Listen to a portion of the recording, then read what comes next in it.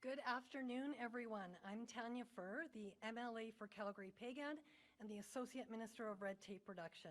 I'm thrilled to be here today with Premier Kenney, Minister Doug Schweitzer, Minister of Jobs, Economy and Innovation, Associate Minister of Rural Economic Development, Nate Horner, as well as Damien from IATSE Local 212, Tina from ACTRA, and Brock from Keep Alberta Rolling, here at Rocky Mountain Studios in my riding in Calgary-Pagand. We've got a very exciting announcement today, and with that, I will turn it over to Premier Kenney. Thanks very much, Tanya, and thanks to everybody for joining us.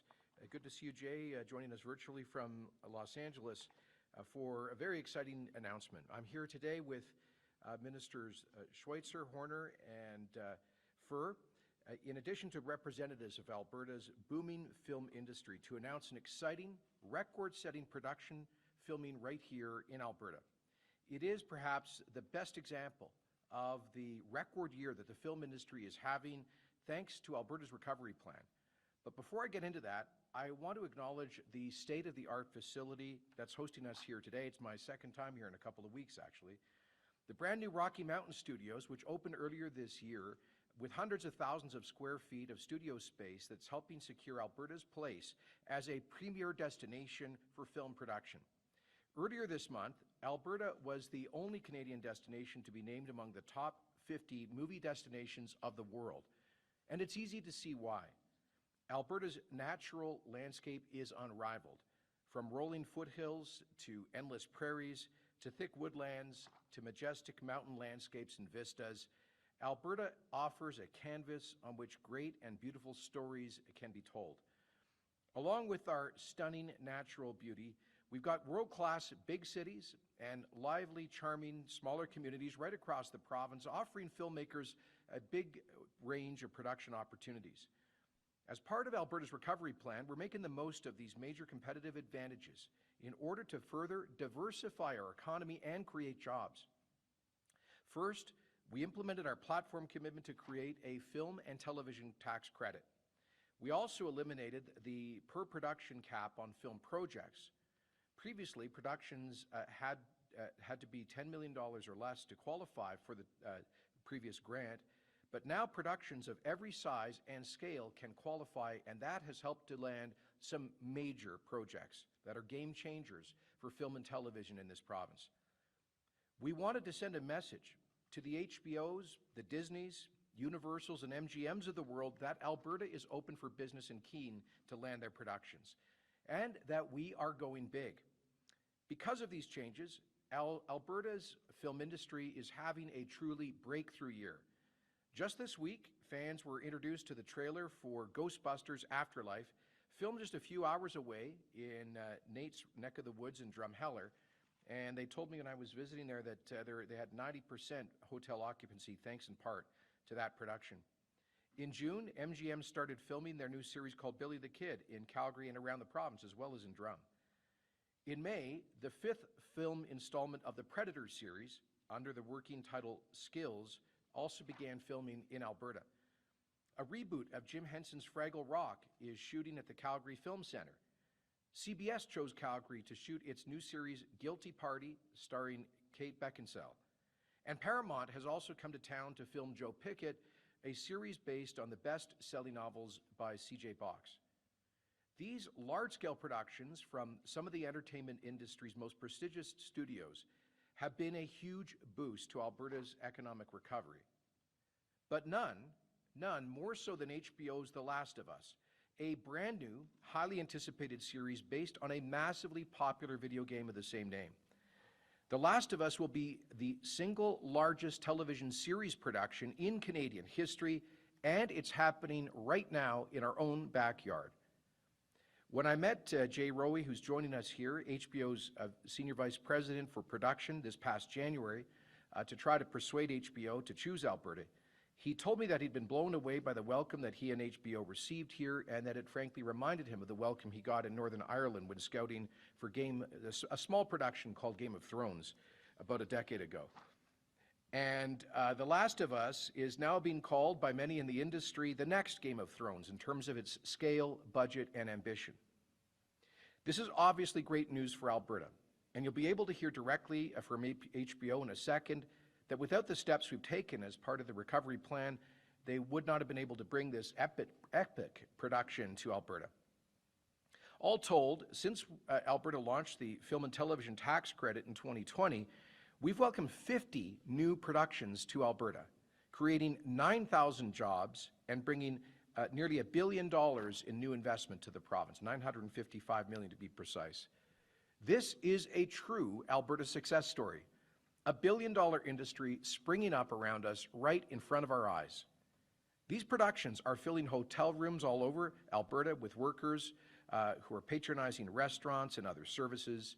They're hiring carpenters and caterers. They're creating jobs for lighting and tech crews. They're driving both economic diversification and growth at a time when we desperately need it. Thanks to productions like HBO's, our province has taken its place among major hubs like Vancouver and Toronto. We're seeing a highly talented workforce emerging to provide services to film series and movies. And this is an important part because I want to acknowledge SAIT and other post-secondary institutions stepping up their programs to train people for the trades that will lead to great careers in this industry. We want to launch, when we launched Alberta's recovery plan last June, we did so with a key focus on getting Albertans back to work, not just today, but in a stronger, diversified economy for generations to come. Major studios like HBO and Disney and even Apple have all seen what we can offer and have chosen Alberta as a destination for big budget productions. I know I speak for Albertans when I say I can't wait to see what the HBO team puts together here with The Last of Us. People are excited about it, not just to see this amazing story brought to life outside of the compelling video game series, but to showcase our province at the same time. So we're so happy that you're here and can't wait to see what you do next. And with that, I'll turn it over to Minister Schweitzer. Thank you so much, Premier, and thank you to everyone for being here today. When we started having this conversation about how could we expand out the film industry and take it to that next level last fall, we went out and reached out to the HBO, Netflix, Disney, MGM, and sought their advice, saying, look, we know you're big in British Columbia. We know you got a big global hub in Vancouver. You have a big global hub as well in Toronto. We want to build that here in Alberta. And the true feedback that we had was, make sure that you fix the film and television tax credit, make sure that it's competitive with industry so we can attract larger productions and television series here to the province of Alberta. That was the advice that we received from industry. And you know what? They've stepped up to the plate and they have delivered for Albertans. And now here we are today with the largest television series in Alberta's history and Canada's history happening right now on the ground here in our province. A production that's of scale and size, as the Premier already mentioned around Game of Thrones, that next level of a production from HBO, creating thousands of jobs right now in our province. This new series is going to touch directly over 10,000 Albertans as extras, as part of the scenery, small businesses that are involved, people that are building sets, wiring the various sets across Alberta. And this isn't just about big film studios here in the city of Calgary that we have right here today, but it's touching communities from Olds, Didsbury, Drumheller, Fort Macleod, High River. All of these different communities are experiencing the film and television industry, which is leading to diversification of Alberta's economy today and for the future of our province as well. When you talk to young Albertans wanting to make sure that they have a future here for themselves for the next decades to come, they want to know that projects like this are happening here in Alberta. And it's exciting to see that our recovery plan is working now here today with the Premier's leadership and our team's leadership to get this done for Albertans, to create those jobs of now and for the tomorrow as well here in Alberta. It's encouraging to see this happen. And just to put this in scale and put this into context, before we had one city-owned facility, the Calgary Film Center that we had here in Alberta. Now we have over 400,000 square feet of film studio space with hundreds of thousands of more film studio space planned and to be developed as well here in Alberta. This is true diversification for our province. It's encouraging, it's creating thousands of jobs. And for those Albertans that were in the film industry that left Alberta, went to places like Vancouver, come on home. We'd love to have you come on home back to Alberta and work in the film and television industry. You have a long-term prospect in the industry here in Alberta. We need people to train that next generation of young Albertans that want to be in this industry. We want you to help train that next generation so we have thousands of jobs for generations to come. Thank you so much, and I'm going to turn it over now to Minister Horner.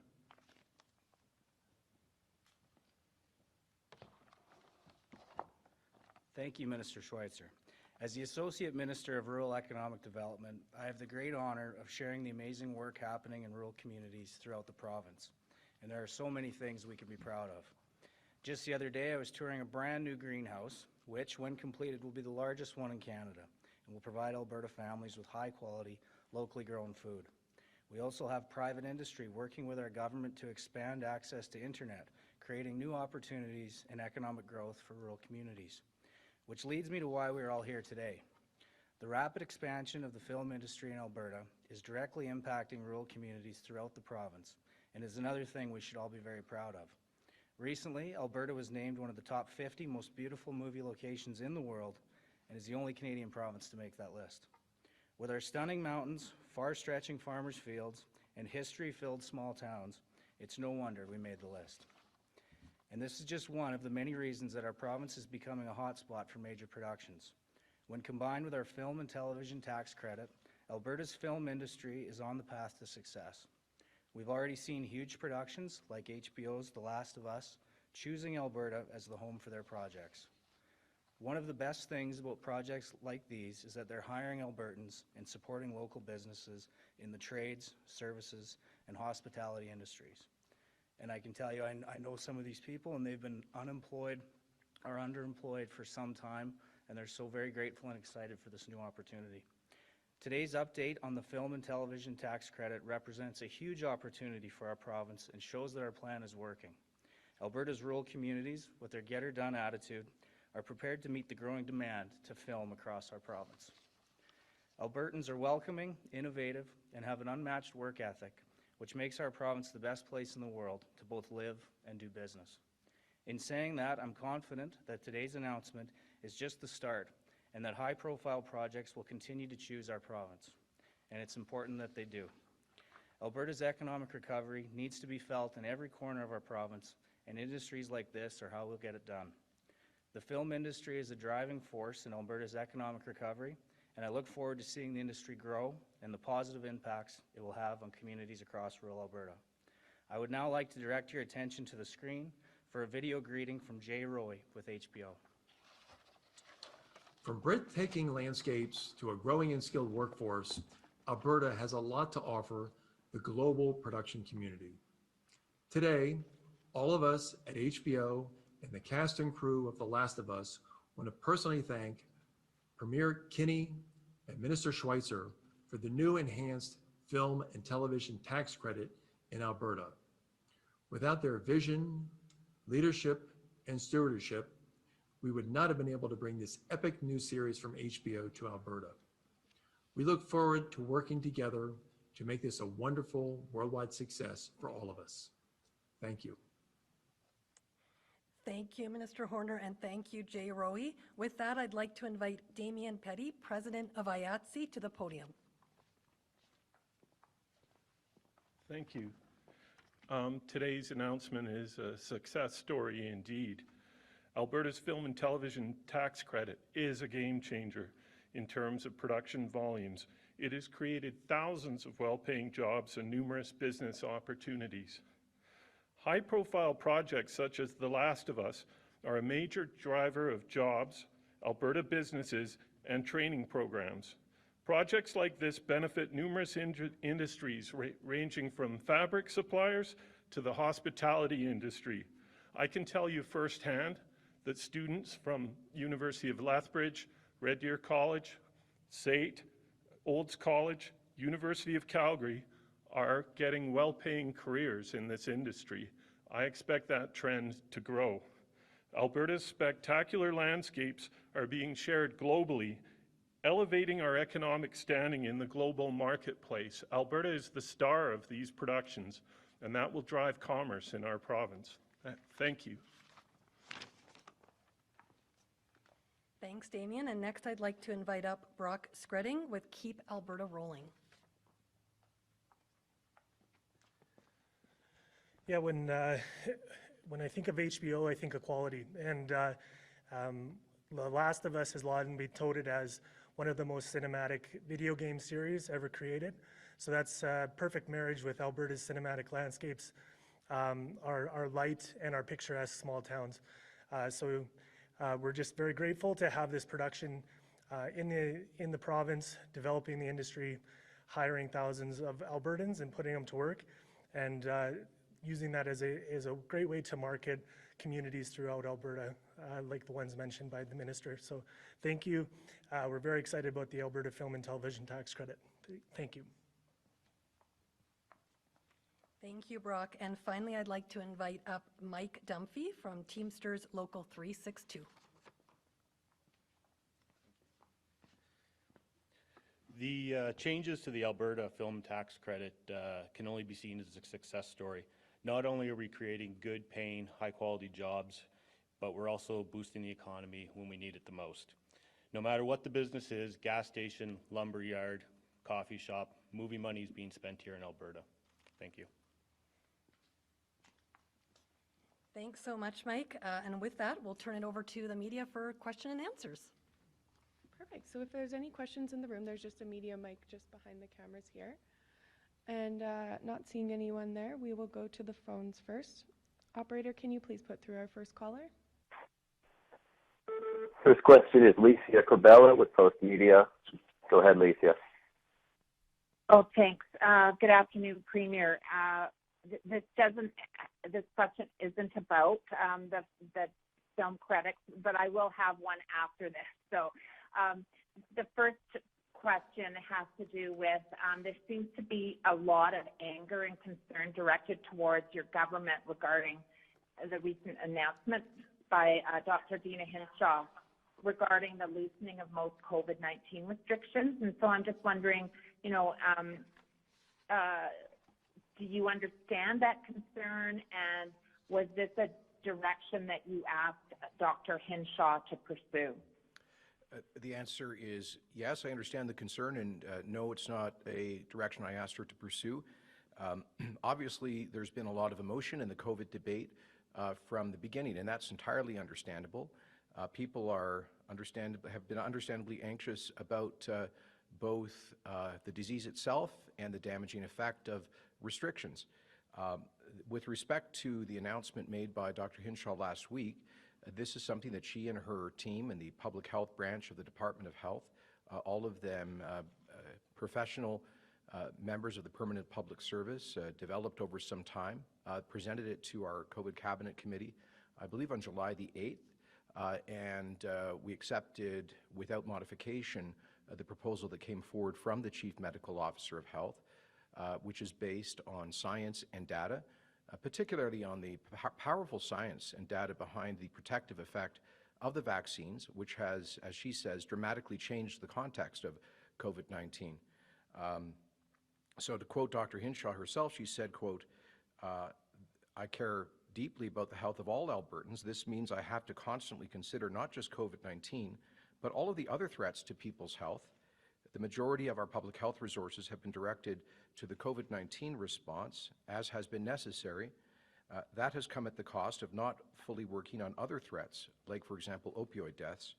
As vaccine coverage has changed the nature of the province-wide risk of COVID-19, it is, in my opinion, time to shift from province-wide extraordinary measures to more targeted and local measures. This allows us to start looking at other issues while still continuing COVID-19 protective measures. So again, this was a package of measures that came forward from the Chief Medical Officer and her team. We respect their data-driven scientific advice, and that's why we accepted the advice. Alicia? Hello? We can hear you, Alicia. Yeah. Yeah, okay. So my next question is actually to question, HBO and Disney, these are multi-billion-dollar industries. I'm wondering why tax credits are so important to draw them. Shouldn't our lower dollar and beautiful scenery be enough? Why do they need the tax credit? Well, fair question, and those are questions that I and other ministers asked when we we're reviewing this policy because we have so many natural advantages here. Obviously, our scenery, our highly trained workforce, our low tax rates, and all of it together. But we were punching below our weight when it comes to this growing industry, partly because we were competing with other jurisdictions that have very strong built-in incentives, very generous tax credits and other incentives. In the Canadian context, we were competing specifically with Vancouver and Toronto, or Ontario and BC, that have had much more generous incentives than Alberta for a long time. And in a continental context, we were competing with states like Georgia. In fact, I remember sitting down with Jay Rowe, who you just heard from HBO back in January, and he walked me through the kind of very careful math and financial analysis they do in choosing a location, and said that with the changes that we had made, we were now, I think he said, a couple of points ahead of Georgia, which was a big deal because Georgia has been the big magnet for large-scale productions in North America in recent years. So, look, the general philosophy of our government, and I believe most Albertans, is to have the right overall economic conditions to attract new job-creating investment. But we do acknowledge that in certain industries, and film and television are one of them, you've got to at least meet your competition, and that's what we've done. So what's happened here, actually, I think our incentives are still not as strong as other provinces and states, but the tax credit now allows us to compete with all of the other big advantages that you've talked about, Alicia, like our scenery, our workforce, and the good economic conditions. Operator, can you please put through our next caller? Next is Emily Mertz with Global News. Go ahead, Emily. Thank you so much for taking the question. So the province has explained the need to spread health resources around to demands that are not COVID related. I'm just trying to understand the decision to remove the mandatory isolation of COVID positive individuals from a resource perspective. So did that part of the COVID response require a lot of staff or resources? Can you explain what's behind the decision to move from mandatory isolation of positive cases to a recommended? Sure, thanks for the question. First of all, with respect to resources, I want to be clear. This government has spared no expense in defending Albertans' health throughout the COVID crisis. In fact, last year we spent $1.5 billion on top of the $20 billion health budget just for COVID-related health care.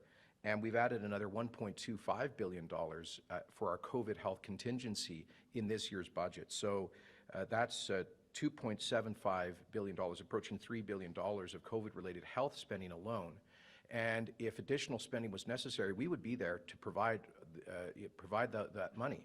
There's no doubt about that. So it's never been a question of financial resources. What Dr. Hinshaw articulated in her announcement last week was the need for our public health infrastructure to deal with more than just one disease. There are many challenges to health. She's expecting, as she said, a significant season of influenza, flu and cold, needs to be able to deal with that, as well as obviously the opioid crisis that took over 1,000 lives in Alberta last year. In particular, I think Dr. Hinshaw is concerned that anybody who might have minor symptoms of cold or flu, if all of them are automatically put on 2 weeks of self-isolation, that can be very disruptive, and so she's taking, and also I think she's pointed out that there was essentially no enforcement of that particular legal requirement, but there remains a very strong recommendation for anybody who is symptomatic, or obviously anybody who tests positive for COVID-19 to stay home. Let me quote Dr. Hinshaw. She said that, quotes, "We will not eliminate COVID, which means we need to learn how to live with it. Testing every person with a runny nose or sore throat is an extraordinary measure that we cannot sustain, particularly through the respiratory virus season. Legally mandating everyone to stay home for 10 days if they have any symptoms is also an extraordinary measure. It was necessary before vaccines, but it is also incredibly disruptive. It could only be justified when the risk was unchecked by vaccine protection. I know the vast majority of Albertans do not want to knowingly inflict harm on others. I believe that for those who test positive for COVID-19, knowing that staying home is the way to protect others and is the right thing to do will be enough for them to take that action, unquote. Emily, do you have a follow-up question? I'm just wondering, based on that response then, if you feel that Alberta has high enough vaccine uptake that should we see this in schools? Should we see cases, in schools if there's no requirement for positive cases to isolate? You're confident that we won't contribute to a fourth wave? Well, we do expect cases to go up and to go down. Dr. Hinshaw has said, as have I, that we expected after lifting public health restrictions that we would see an increase in cases, just as we've seen in other provinces and other jurisdictions around the world. And as we both, Dr. Hinshaw and I both have said that we expect to see an increase in cases in the fall based on seasonality, but that will likely be concurrent with an increase in flu and cold cases as well. But I am confident, we are confident obviously, that the powerful protective effect of the vaccines is a complete game changer. We now have 2/3 of Albertans fully vaccinated and over 3/4 who have received at least their first dose. These are levels that are almost unprecedented in the world. They're a little behind the Canadian average, but they're well ahead of the international averages. And in this respect, let me quote Dr. Sarah Fortune, who is the chair of the Department of Immunology and Infectious Diseases at Harvard University. She said last week that, quotes, "Alberta is taking reasonable steps in the face of having done a good job of bringing the viral numbers down and in the face of good vaccine coverage. I don't think the people of Alberta, where you've achieved upwards of 70% of vaccine coverage, need to think that they're going to become the next Louisiana, where vaccine coverage is much lower," unquote. With respect to schools and children, you ask a very important question there.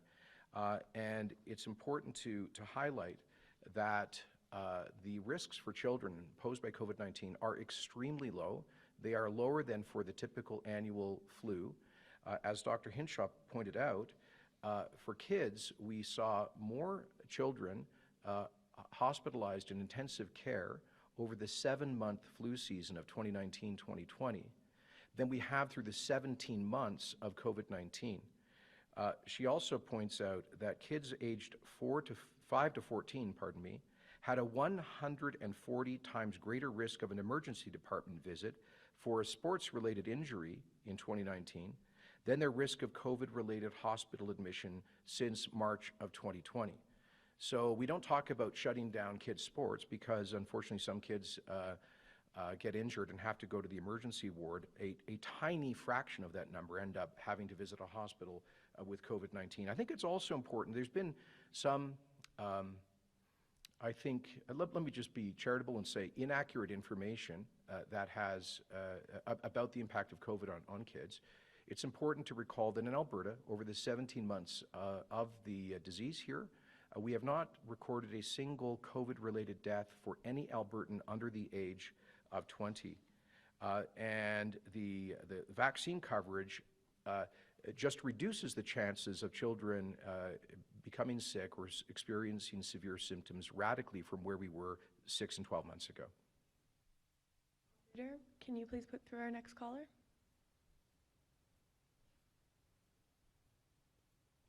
Next is Rick Bell with the Calgary Sun. Go ahead, Rick. Good afternoon, Premier. Just have a couple of questions. One is concerning comments that have been made over the weekend and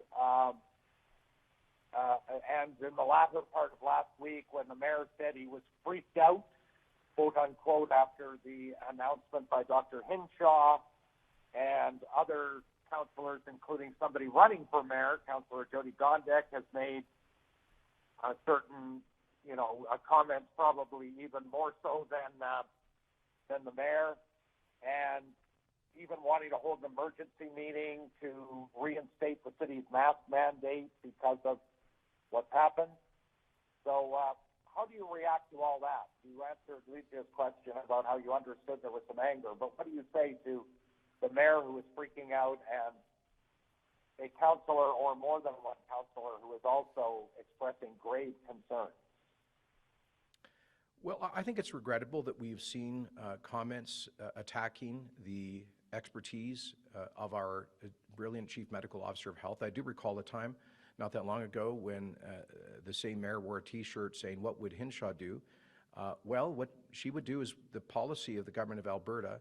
This was a package that came forward from the Chief Medical Officer of Health and her team based on the evidence, both here and around the world, of the changing nature of the disease given widespread vaccine protection, and a careful analysis of the risks and benefits of extraordinary, almost unprecedented government intervention versus the diminishing risk posed by the virus given the powerful effect of the vaccines.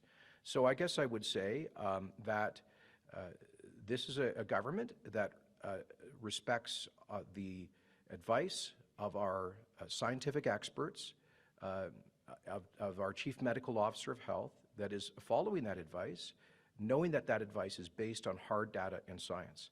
And I would just encourage others in positions of authority. I can understand that from time to time there's going to be disagreements about aspects of policy, but I would call on anybody in a position of authority, especially elected leadership, to show a degree of respect for the Chief Medical Officer of Health and for the advice that she provides. Do you have a follow-up today, Rick? Yes. I realize cities have their own jurisdiction with regards to some of this COVID stuff, but there is the request from more than one councillor to consider reinstating a mask mandate in Calgary.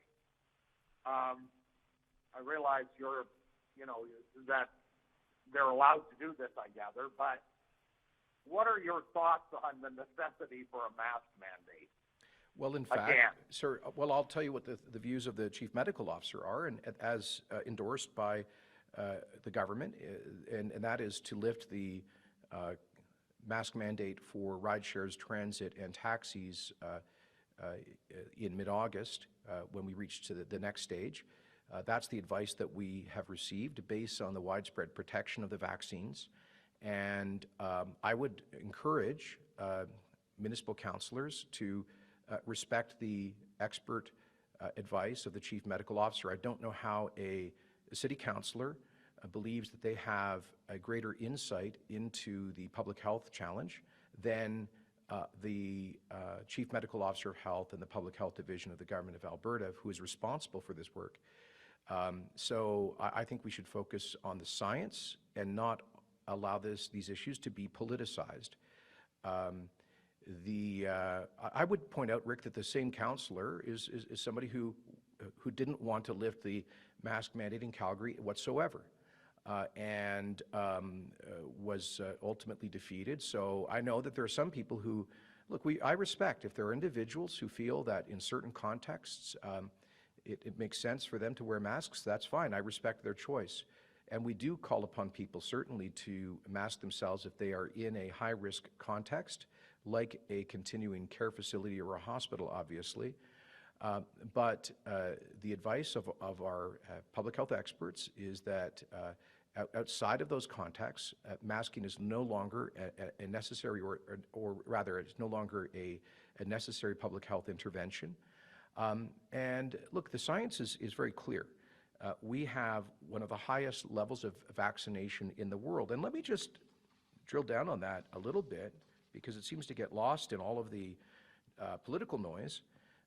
But the data out of the United States is remarkable. They have 163 million vaccinated individuals, fully vaccinated, of whom 6,600 are in hospital. That's 0.004% of Americans who are fully vaccinated are in hospital, and 3/4 of them are very elderly. In terms of people who get symptomatic infections in the United States, out of the 163 million fully vaccinated people, 0.09% end up being symptomatic, and those are almost always minor symptoms. Now, we have 2/3, and I believe will shortly, within foreseeable future, we'll have 3/4 of this population fully vaccinated, meaning that effectively COVID does not pose a risk for 99.999% of that population. It's time to follow the data. It's time to listen to the science. We have time for about one more question. So with that, operator, can you please put through our last caller? Final question is from Andrea Williams with CBC. Go ahead, please. Hi, yes, Andrea Williams with CBC. My question would be for Premier Kenney in French, if that's possible, but then you could answer in English as well. Hold on a second, please. Okay, so il y a des manifestations depuis 5 jours à Calgary et Edmonton à cause de la fin annoncée de toutes les dernières mesures sanitaires. Qu'est-ce que vous répondez à ces opposants? Je respecte les perspectives des personnes, mais enfin, comme Premier ministre, il faut que je suive le conseil de l'officier de santé publique, le Dr. Hinshaw, qui a proposé une nouvelle approche en ce qui concerne le COVID-19, une approche qui a été acceptée par le Conseil des ministres et une approche qui est basée sur les preuves, les données, la science de cette maladie. Effectivement, c'est basé sur la protection remarquable des vaccins. Et comme je viens de dire, 89,999% des gens qui sont vaccinés sont protégés effectivement de COVID-19. Et nous avons plus de 3/4 de la population albertaine qui ont reçu un vaccin. Alors, c'est la raison pour laquelle le Dr. Hinshaw a dit qu'il faut s'adresser aux autres menaces aux santé publique et pas exclusivement le virus de COVID-19. Et avec ce niveau de protection, les interventions sans précédent du gouvernement intérieurement ne sont plus nécessaires. I have a follow-up question in French as well. Vous n'avez pas peur que la fin de la quarantaine obligatoire et des autres mesures sanitaires n'ait créé un variant albertain, comme le maire de Calgary l'a dit? Écoutez, nous continuons d'exiger que les personnes avec les symptômes ou qui ont un test positif pour COVID-19 restent chez eux. Et c'est une attente. Je crois que les gens sont responsables, mais ça a été une réglementation qui n'était pas vraiment enforcée. Et je viens de citer le Dr. Hinshaw à cet égard en anglais. So just for folks who are wondering, basically everything I just said in French I'd said earlier in English, so I won't translate myself. It would just be redundant. All right. Well, thank you for the folks that are here at the studio for hosting us, and for everybody here from the industry. I look forward to getting out and seeing. I guess these are typically like very secret tapings, but I've been trying to negotiate a walk-on cameo role on the Last of Us, but I'm not sure that would turn out because it's a zombie movie. But anyway, I can't wait to see this when it hits our screens, and thank you very much, everybody, for being here.